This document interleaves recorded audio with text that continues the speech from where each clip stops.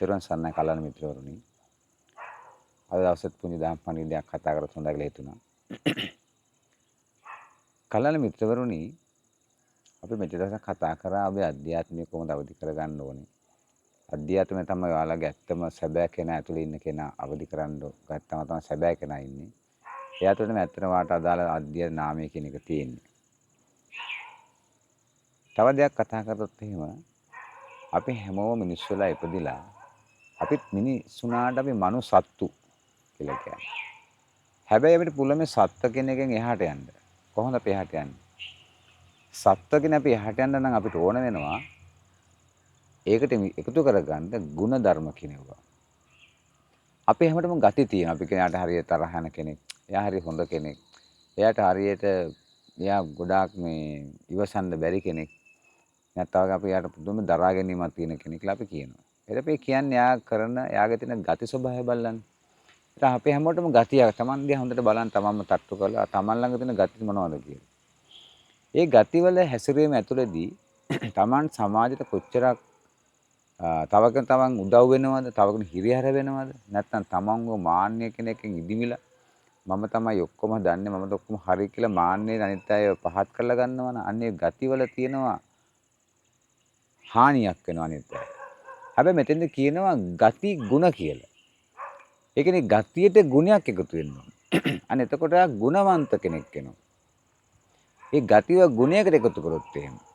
එහෙනම් ගුණ ඒ ගතිය වල ගුණ ඔයා හොඳ දෙන කෙනෙක්, ඔයාට ඉවසීම තියෙන කෙනෙක්, ඔයා හොඳ මිත්‍රයෙක්, ඔයා හොඳ කල්යාණ මිත්‍රයෙක් ගත්තාම එයා හරි ගුණ ගති ගුණ තියෙනවා. අපි ඒගොල්ලෝ ආශ්‍රය කරන කැමති වෙනවා. ඔයාලා කැමති අපි හැමෝම කැමති හොඳ ගුණවන්ත කෙනෙක් ආශ්‍රය කරන්න.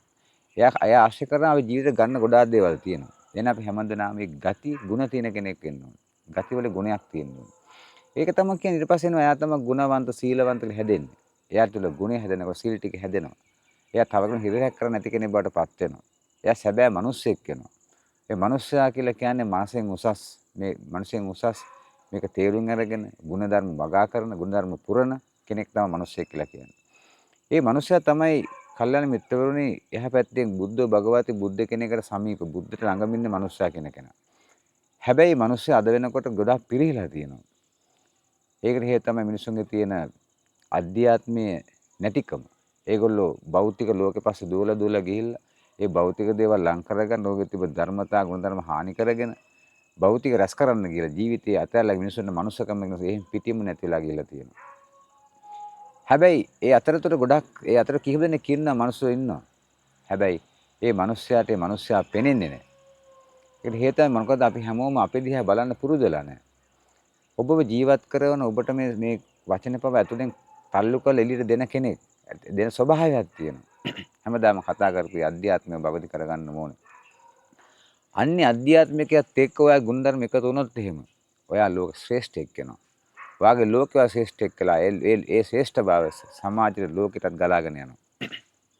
එහෙම තමයි බුදුවරයෙක් මේ ලෝකෙ පහළ වුණාට පස්සේ බලන්න බුදුවරයා තුල නැත්නම් අපි කරන ජේසුස් වහන්සේ නැත්නම් බුදුවරු හැම ආගම ශාස්ත්‍ර නායකයෙක් තුළම ගුණධර්මයක් තිබ්බා. ඒකම තමයි එකතු වෙන්නේ. මොකද ලෝකෙට පේන්නේ ගුණය.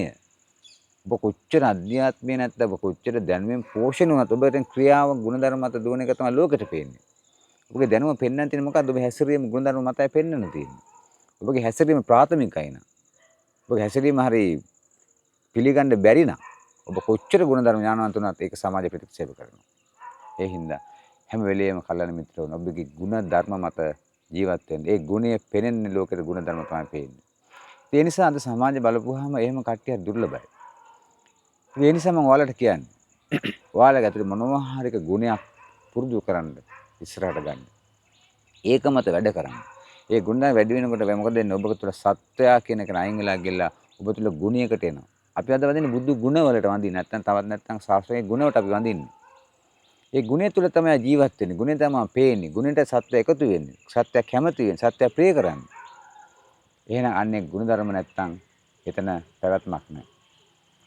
ඒ නිසා හරියට තේරුම් ගන්න. මෙන්න මේ මනුස්සත්තා දේව මනුස්සාන. බණ සතා තමයි දේව වෙලා මනුස්ස තැනට එන්නේ. එහෙනම් මනුස්සයා පූර්ණ වෙන්නේ කොහෙද? මනෝස්සානං මනුස්සාති. මනසෙන් උසස් ශ්‍රේෂ්ඨ කෙනා තමයි මනුස්සය කියලා කියන්නේ. ඒ නිසා මම ඔයාලට කියන්නේ ඒ ගති වලට ගුණ එකතු කරගන්න. ඔබ තුල හොඳ ගති ගුණ තියෙන පුරවැසියෙක් වෙන්න ඕන. එහෙනම් කල්‍යාණ මිත්‍රවරුනි මෙන්න මේක හොඳට තේරුම් ගන්න ඕන එකක්. අපිට කරන්න බෑ හැම දෙයක්ම. අපිට කරන්න පුළුවන් පුංචි දෙයක් න ะ. උදාහරණ ගත්තොත් එහෙම ඔබට පුළුවන් නම් සතෙකුට කෑම ටිකක් ලෑල්ලට දාන්න. ඒ වාගේ ඒ ධර්මතාවයේ ගුණයත් එක්ක සත්‍ය එකතු වෙනවා. සත්‍යය ප්‍රියව කරන්න පටන් ගන්නවා. එතකොට සත්‍යය ඒ සමහර විට සත්‍යය අපිට ප්‍රේම ඇතුලේ ඒ සත්වාත්මෙන් මිදලා මනුෂ්‍යාත්මෙ රෙන්න යට උදව් වෙන්න පුළුවන්. මොකද ඔයා දාන ඒ කෑම ටික දාද්දි උඹත් ඔක නිදහස් වෙන්න අපි දානවනම් ඒ අපි දාන ඒ සිටිවිල්ලක් කියන අපි යන එක්තරා තරංග ස්වභාවයක්. ඒක ඒ සත්‍යෙට දැනිලා ඒ සත්‍ය නැවත ඉතින් තල්ල මනුස්සයට එන්න පුළුවන්. අපි කොහොමද කල්ලාන මිත්‍රවරුන්ගේ වැසිකිළින පණුව මනුස්සයෙක් දක්වා එන්නේ. නමුත් ඒක ඒන ක්‍රමයක් මේක ඇතුලේ තියෙනවා. අනේ ක්‍රමයක් තියෙන නිසා අපිට පුළුවන් උදව් කරන්න. ඔබ මිනිසෙක් වුණා නම් ඔබට කවදා හෝ දවසක මෙතෙන් දෙන්න අත දෙච්ච කෙනෙක් ඉන්නවා. එහෙනම් ඔබත් දක්ෂ වෙන්න තවත් කෙනෙකුට මේක අත දීලා ඕත් මේ වලෙන් ගොඩ දාන්න. ඒක තමයි සැබෑ මනුස්සකම කියලා කියන්නේ. අනේ ධර්මතා පුරනකොට මේ සමාජ ලස්සන වෙනවා. සමාජෙ පිරෙන්නේ නැහැ. සමාජයේ ගුණධර්ම පිරිච්ච මිනිස්සු බිහි වෙනවා. ලස්සන සමාජයක් හැදෙනවා. ඒ නිසා මම ඔයාලට කියන්නේ ඒ මොකක් හෝ එක දෙයක් දවස් එක දෙයක් තවත් කෙනෙක් වෙනින් කරන්න තමාව ඇතෑරලා. යන්නේ තමාව ඇතෑරලා කරනකොට තමයි ඔබට ඊට අවශ්‍ය කරන ඥානය ප්‍රඥාවට උදේට ගලාගෙන එන්න පටන් ගන්න. අපිට අපි අතාරින්න බෑ. අපි අතාරිනවා කියලා ආපහු අල්ල ගන්න එක තමයි කරන්නේ. හැබැයි හරියට ඇතෑරියොත් එimhe මිත්‍රවරුනි ඔබට හැම දෙයක්ම හිමි වෙනවා. ඒ සමන් වලට කියන්නේ හිමිකම බලාගෙන අතාරින්න නෙමෙයි මම කියන්නේ. ඒක තමයි මේ ලෝකයේ තියෙන ධර්මතාවය.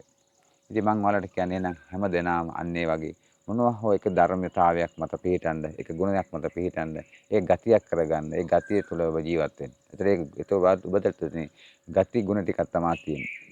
අන්නේ ගති ගුණ මතුවෙනකොට අපි කලින් කතා කරපු අධ්‍යාත්මික ඔබ අවදි වෙලා අධ්‍යාත්මයට ජීවේ හම්බෙලා ඒ අධ්‍යයන බුද්ධ කියන ස්වභාවය අවදි වෙලා ඔබට මේ ලෝකේ ගැලවිලා නිදහස් වෙලා යන්න පුළුවන් ස්වභාවය තුළ ඇති වෙනවා. එහෙනම් කලන මිත්‍රවරුනි මට මේ පුංචි පඬවලට දෙන්න තිබ්බේ. එහෙනම් මේ අයකට අවශ්‍ය කරන ප්‍රඥාව ඥාන බුද්ධ වර්ධනය වෙලා ඔබගේ ගති ගුණ වලට පරිවර්තන වෙලා ලස්සන මිනිසෙක් ඔබ තුළ නිර්මාණය වේවා කියලා ප්‍රාර්ථනා කරමි. මම අදට ඔබෙන් සමගන්නවා. ඔබ සෑම දිනාටම තෙරුවන් සරණයි. ජය වේවා.